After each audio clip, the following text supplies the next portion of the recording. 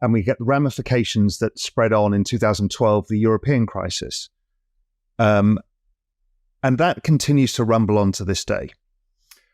What happened back then was something remarkable. Is if we think about how GDP is created, the growth of economies, it's population growth, productivity, and debt growth. We've had aging populations in most of the Western world. The US is less aging than others, but still aging. But debt growth in 2008 stopped, basically. And we had a debt jubilee. Now, debt jubilees, most people would think of, you forgive all the debts. We didn't. We did this magic trick, which we said, you don't need to pay the interest on the debt. We'll make it all zero.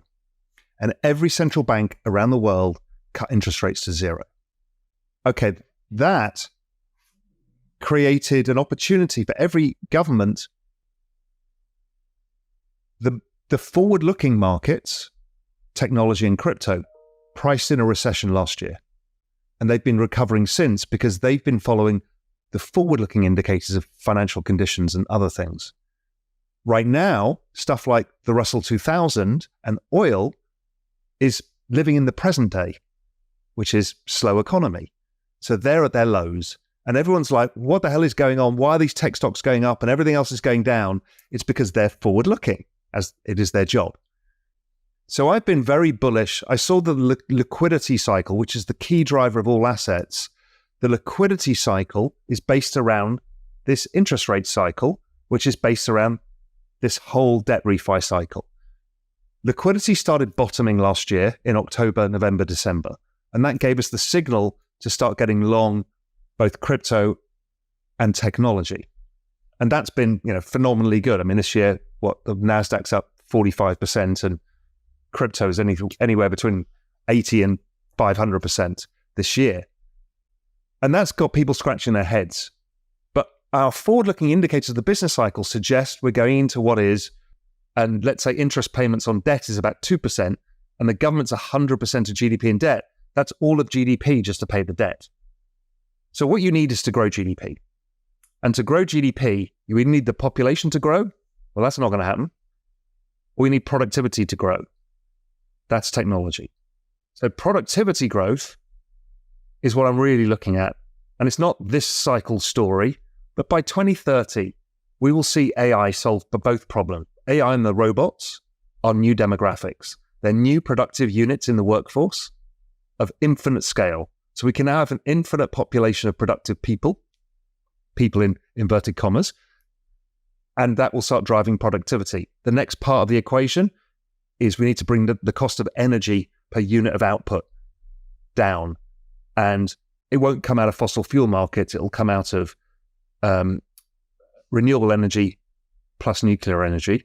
If you lower the cost, the average per dollar barrel of oil price over the last 60 years has been about $40, inflation adjusted. But if you change to a new source of energy or bring in other sources of energy to make an excess abundance of energy, and you bring it down to $40, at $10, that has a massive multiplier. So my big picture is we're about to go through an economic revolution. It's actually driven by two things: wage increases and owner equivalent rents, both of which are going down, are deflating. And all the forward-looking indicators suggest that they are likely to go negative. So I think there is a chance even of core inflation going negative in 2024, which is very much the opposite of what anybody else's view is. Most people, I think there's myself and Alex Gurevich are the only two people who've got this view. Almost everybody else thinks we're going to see sticky inflation. I just don't think we will. Well, speaking of that, if and you talk about you and Alex Gurevich have that view and others have the sticky inflation, you've been doing macro for a long time, several decades. So I guess my other question to you is, what kind of, do you see like false narratives out there in the macro space? Any that stand out to you? There's a lot of false narratives in macro, and a lot of it is based on politics. People put their political views into their economic views and then create market views around them. So there's a general desire for a recession and markets to fall. And that's driven by people who are really all about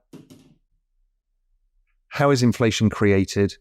The central banks have destroyed our world, and I want to show everybody that it's happened. All of these things. So what they're doing by debasing the currency by whatever the number is, 15% a year, is they are mutualizing the costs of servicing the debt. But it's mutualizing it across the poorer people, which is what makes everybody so angry. Because they don't understand this card trick that's being played on them. It's the same as raising taxes on them all, but they don't realize. They just know that something's not right. Why do my wages not really go up, but everything else goes up around me? Why can't I afford a house and my parents could afford a house? Why could my parents have, a larger percentage in their 401k and I can't? It's because of this, because it has a massively skewed risk reward. So it gives them a chance. The other thing they did was trade technology stocks, because they rightly identified that they go up more than the S&P 500 and boring stuff like GE. And then they started trading them with options, because buying a lottery ticket for them is kind of the only choice that they've got. Now, so it is intelligent risk-taking because they're actually still investing in their 401ks. And that's why crypto has resonated so well for people, because they can see a way out.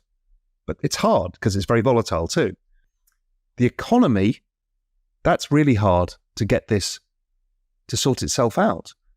People are waiting for a collapse, the market's down 80%. It can't. The reason it can't is the central bank debased the currency and it makes the stock market go up optically, because they can't allow the collateral of the system to go bust.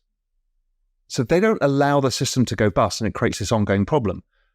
But if you listen to the narratives from the central banks and the governments, what they're really saying is the whole green energy revolution. Europe is massively funding this. And yes, it's good for the planet. Yes, it's good for a number of things. But really what they're trying to do is lower the cost of electricity. Because if you lower the cost of electricity, it has this multiplier effect on productivity. And that's how you can grow GDP growth. The other thing is population. Well, we're shrinking populations, as I said, so we have to replace people. So look at Amazon warehouses. The growth is not in people. The growth is in the robots. The robots work 24/7, 365. They never complain. Starts to make sense. And if we can make money from it, great. Yeah. You mentioned, this being the only way out of the situation, and that it's also scary. So I imagine there's this optimistic view, but there's also a darker view as well. Can you explore maybe the tension between those two scenarios? The darker view is that the excess manipulation of money blows up the entire system.